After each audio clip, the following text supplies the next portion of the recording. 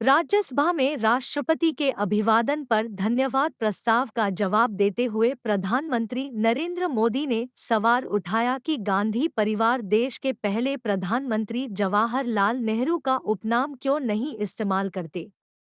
इस पर कांग्रेस नेता राहुल गांधी ने पलटवार करते हुए कहा कि देश में ज्यादातर लोग अपने पिता के उपनाम का इस्तेमाल करते हैं, इसीलिए हम भी अपने पिता और दादा का सरनेम इस्तेमाल करते हैं।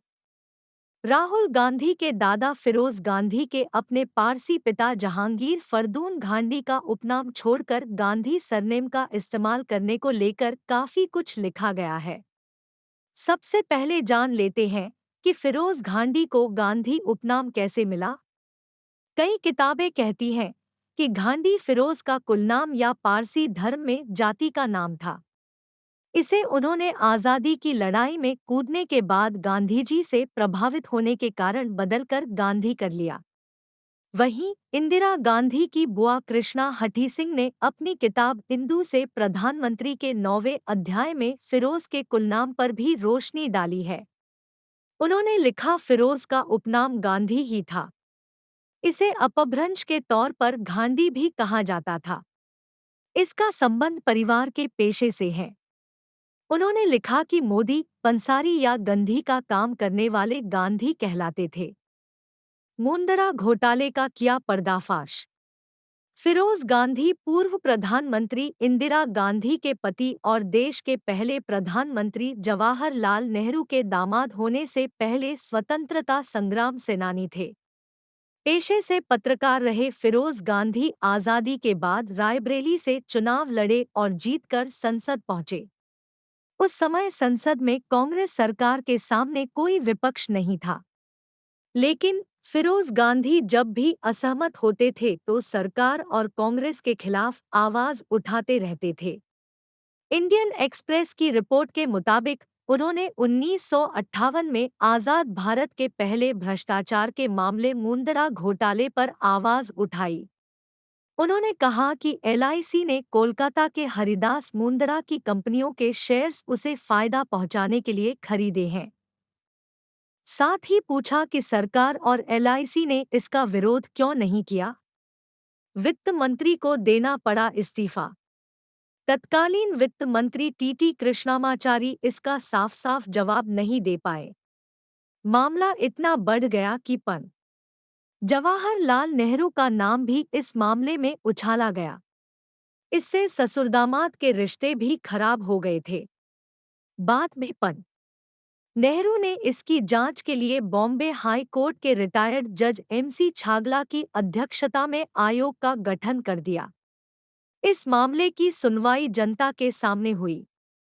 एचडीएफसी बैंक के संस्थापक हसमुख ठाकुरदास पारेख ने आयोग को बताया कि हरिदास ने इन कंपनियों के शेयर्स ऊंचे दाम पर बेचकर मुनाफा कमाया है। इससे एलआईसी की ओर से इन कंपनियों के खरीदे गए शेयर्स से 50 लाख रुपए से भी ज्यादा का नुकसान हुआ है। पर्दाफाश होने के बाद टीटी कृष्णामाचारी को इस्तीफा देना पड़ा। पत्रकारों के लिए किया बड़ा काम। फिरोज गांधी ने मुंदरा घोटाले का पर्दाफाश करने से 3 साल पहले डालमिया जैन समूह में वित्तीय अनियमितताओं को भी उजागर किया था। उनके डीजे ग्रुप में की जा रही वित्तीय अनियमितताओं के कारण ही लाइफ इंश्योरेंस इंडस्ट्री का राष्ट्रीयकरण किया गया था। इसके अलावा उन्होंने प्राइवेट मेंबर्स बिल संसद में पेश किया ताकि कोई भी पत्रकार संसद की कार्यवाही की रिपोर्टिंग कर सके। इंडियन एक्सप्रेस की रिपोर्ट के मुताबिक इसके बाद से इंदिरा गांधी और फिरोज गांधी के संबंधों में भी खटास आने लगी। फिरोज गांधी की बेबाकी काफी लोगों को पसंद नहीं आ रही थी और इंदिरा गांधी अपने पिता के राजनीतिक जीवन में शामिल होती जा रही थी। इंदिरा गांधी को क्यों कहा फांसीवादी? फिरोज गांधी व्यक्तिगत जीवन के इतर अपनी पत्नी इंदिरा गांधी की राजनीतिक सोच से भी असहमत थे। लोकतांत्रिक मूल्यों और संघवाद का पक्ष लेने वाले फिरोज गांधी को इंदिरा गांधी का सत्तावादी रवैया पसंद नहीं आता था। इससे दोनों के बीच दूरियां बढ़ती चली गई।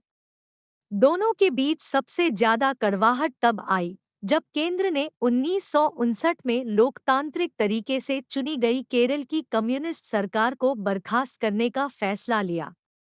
उस समय पर नेहरू जीवित थे और इंदिरा गांधी कांग्रेस की अध्यक्ष थी। केरल में तब ईएमएस नंबूद्रिपाद की सरकार थी और उन्होंने शैक्षिक संस्थाओं में सुधार शुरू किया था। इसका काफी विरोध हुआ और केंद्र ने उनकी सरकार गिरा दी। तब फिरोज पहले व्यक्ति थे जिन्होंने इंदिरा गांधी को फांसीवादी कहा था। नाश्ते की टेबल पर आखिर क्या हुआ?